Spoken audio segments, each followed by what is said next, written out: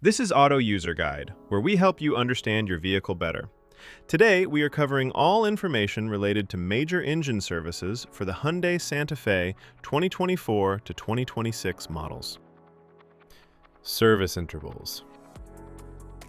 Engine oil needs to be changed every 75,000 to 10,000 miles, which comes out to around 12,000 to 16,000 kilometers. If you drive in tough conditions or put a lot of load on your engine, sticking to the lower end of that range is the better call. Engine coolant has a much longer life. The first replacement comes at around 120,000 miles. After that, it needs to be swapped out every 30,000 miles going forward. It keeps your engine temperature in check, so keeping it fresh is something you don't want to skip.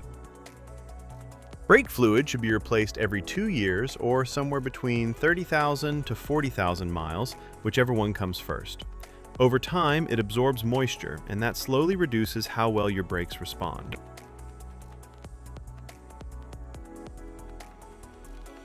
Engine oil. Engine oil capacity.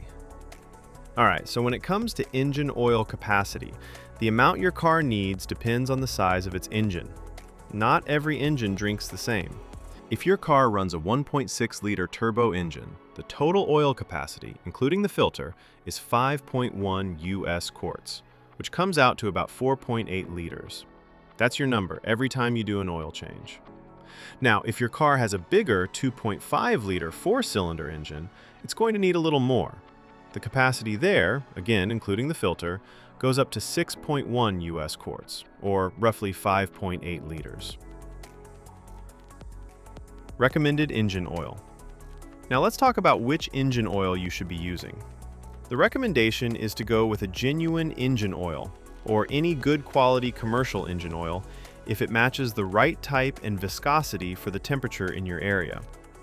That last part matters more than people realize. The oil that works well in a cold climate isn't always the best choice for somewhere hot, so always check the viscosity chart and pick accordingly. On the topic of synthetic oil, you can use it. Synthetic motor oil is perfectly fine as long as two things check out. It carries the API certification seal, and it matches the viscosity grade your engine calls for. If both boxes are ticked, you're good to go. Change engine oil and oil filter.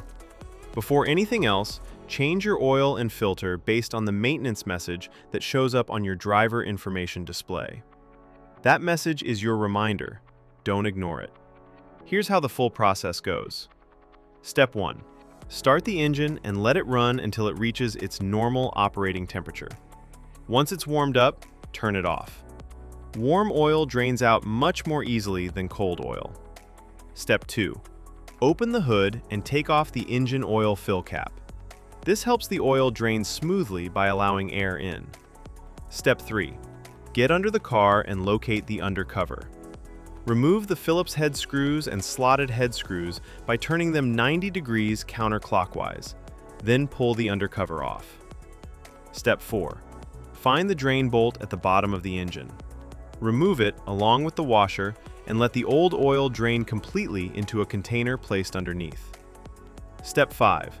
Remove the oil filter and let any remaining oil inside it drain out as well. Set it aside for proper disposal. Step 6. Before putting on a new filter, check that the old filter gasket didn't stick to the engine's contact surface. This is a small but important check. A leftover gasket can cause an oil leak. Step 7. Clean the contact surface on the engine block, wiping away any dirt or dust. Then install a fresh oil filter. Step 8. Put a new washer on the drain bolt and reinstall it back into the engine. Step 9.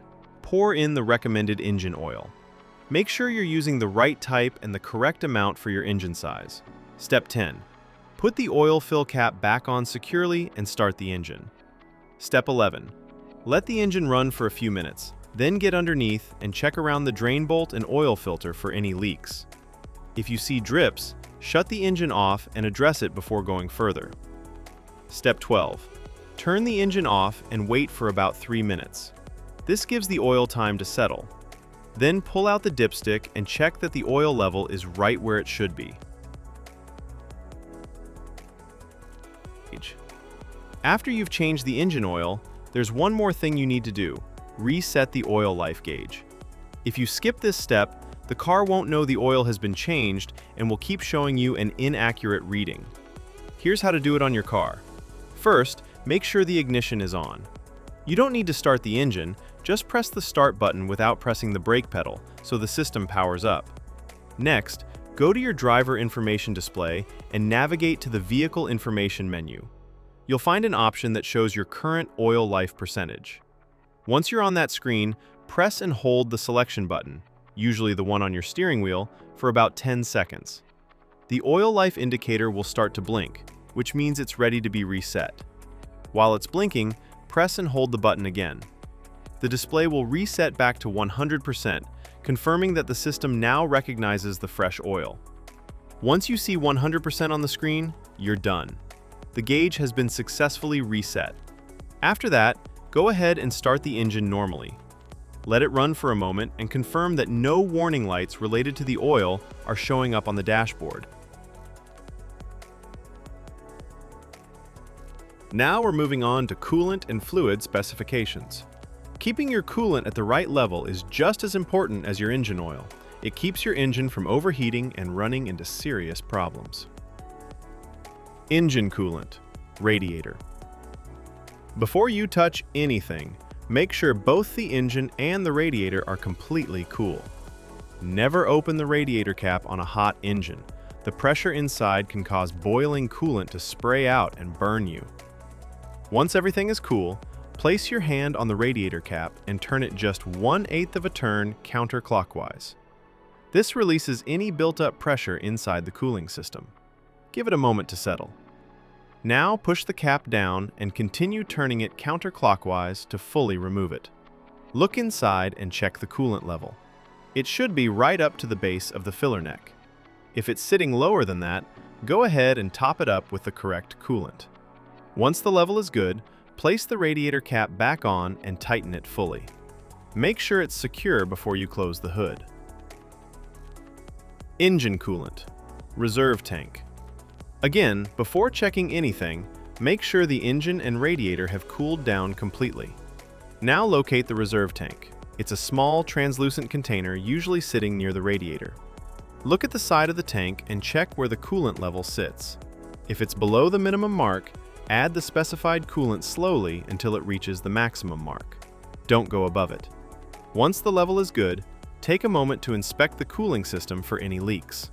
Look around the hoses, the radiator, and the reserve tank itself. If you notice any drips or wet spots, that's something that needs attention before you drive the car. Now, let's talk about replacement of brake fluid. Checking your brake fluid is straightforward. On the side of the brake fluid reserve tank, you'll notice two markings, a minimum and a maximum line. Your fluid level should always be sitting somewhere between those two marks. If the level is at or near the minimum mark, you need to top it up. Don't let it drop below that line. Low brake fluid can affect how your brakes respond, and that's not something you want to find out about while you're driving. At the same time, don't overfill it past the maximum mark either. Just keep it in between and you're in good shape. One thing worth mentioning for those driving a manual transmission model, your brake fluid reserve tank also takes care of the clutch fluid. It's the same tank serving both systems. So, as long as you're keeping the brake fluid level between the minimum and maximum marks like we just discussed, you don't need to check the clutch fluid separately. It's already covered. Tire rotation schedule. Tire rotation is one of those maintenance steps that people often overlook, but it makes a real difference in how long your tires last. Generally, you should be rotating your tires every 5,000 to 10,000 kilometers. If your vehicle manufacturer recommends a different interval, go with that instead. Tires without rotation marks. The diagram on screen shows the rotation pattern for tires without rotation marks. These are also called non-directional tires. Because they don't have a fixed direction of rotation, you have more flexibility in how you rotate them. In this pattern, the front left tire moves straight back to the rear left position, and the front right tire moves straight back to the rear right position. Then, at the next rotation interval, the rear tires cross over, the rear left moves to the front right, and the rear right moves to the front left. This cross-rotation method spreads the wear more evenly across all 4 tires, which helps them last longer overall. Tires with rotation marks. The diagram on screen now shows the pattern for tires with rotation marks, commonly known as directional tires. You'll notice an arrow on the sidewall of these tires, and that arrow tells you which direction the tire is meant to spin. It only works one way. Because of that, you can't cross these tires from one side of the vehicle to the other. The rotation here is simpler. Tires just swap between front and rear on the same side. The front left goes to the rear left comes up to the front left, and the exact same thing happens on the right side. It's a straightforward swap, just without the crossing over that you do with non-directional tires. Now let's talk about the fuel tank capacity. Your fuel tank holds a total of 17.7 US gallons, which is equal to 67 liters. Thanks for watching this video. I really hope it helped you understand things a little better. If you found it useful, give it a like. And if you haven't subscribed yet, hit that subscribe button so you don't miss the next one. Drop your thoughts or questions in the comments below. I'd love to hear from you. It genuinely means a lot.